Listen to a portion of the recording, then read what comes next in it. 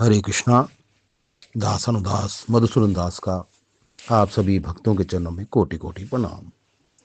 तो चलिए श्रीमद् भगवद गीता के तीसरे अध्याय के 24वें श्लोक में चलते हैं। क्या कह रहे हैं भगवान? उत्सदेहु इमे लोका न कुर्याम कर्म चेद अहम शंकरस्य च कर्ता स्याम उपह्यान्याम इमः प्रजः। अर्थात यदि मैं नियत कर्म ना करूं तो ये सारे लोग नष्ट हो जाएं। तब मैं अवांछित जन समुदाय यानी वर्ण संकर को उत्पन्न करने का कारण हो जाऊंगा और इस तरह संपूर्ण प्राणियों की शांति का विनाशक बनूंगा। तात्पर्य क्या कहते हैं?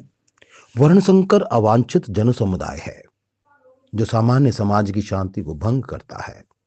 जिस सामाजिक अशांति को रोकने के लिए अनेक विधि विधान है जिनके द्वारा स्वतः ही जनता आध्यात्मिक प्रगति के लिए शांत तथा सुव्यवस्थित हो जाती है।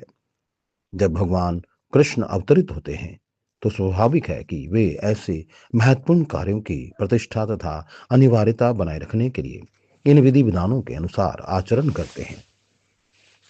भगवान समस्त जीवों के पिता हैं और यदि वे जीव पथभ्रष्ट हो जाएं तो अप्रत्यक्ष रूप में यह उत्तरदायित्व उन्हीं का है।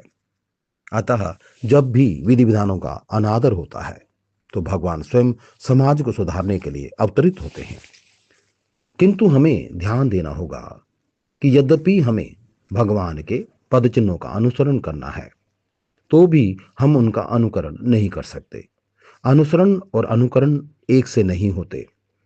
हम गोवर्धन पर्वत उठाकर भगवान का अनुकरण नहीं कर सकते, अर्थात नकल नहीं कर सकते, जैसा कि भगवान ने अपने बाल्यकाल में किया था। ऐसा कर पाना किसी मनुष्य के लिए संभव नहीं। हमें उनके उपदेशों का पालन करना चाहिए किंतु किसी भी समय हमें उनका अनुकरण नहीं करना चाहिए। श्रीमद् भागवतम में 10.33 10वें स्कंद के 33वें अध्याय में 30 और 31 श्लोक में इसकी पुष्टि हुई है। क्या कह रहे हैं? मनुष्य को भगवान तथा उनके द्वारा शक्ति प्रदत्त सेवकों के उपदेशों का मात्र पालन करना चाहिए। उनके उपदेश हमारे लिए अच्छे हैं और कोई भी बुद्धिमान पुरुष बताई गई विधि से उनको कार्यान्वित करेगा। फिर भी मनुष्य को सावधान रहना चाहिए कि वह उनके कार्यों का अनुकरण ना करे। उसे शिव जी के अनुकरण में विष का समुद्र उसे शिव जी के अनुकरण में विष का समुद्र नहीं पी लेना चाहिए। ये थोड़ा गलत लग रहा है। उसे शिव जी के अनुकरण में जो समुद्र से विष निकला था नहीं पी लेना चाहिए। हमें सदैव ईश्वरों की या सूर्य या चंद्रमा की गतियों को वास्तव में नियंत्रित कर सकने वालों की स्थिति को श्रेष्ठ मानना चाहिए।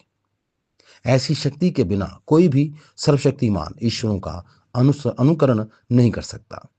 शिव जी ने सागर तक के विष का पान कर लिया, किंतु यदि कोई सामान्य व्यक्ति विष की एक बूंद भी पीने का यत्न करेगा तो वह मर जाएगा।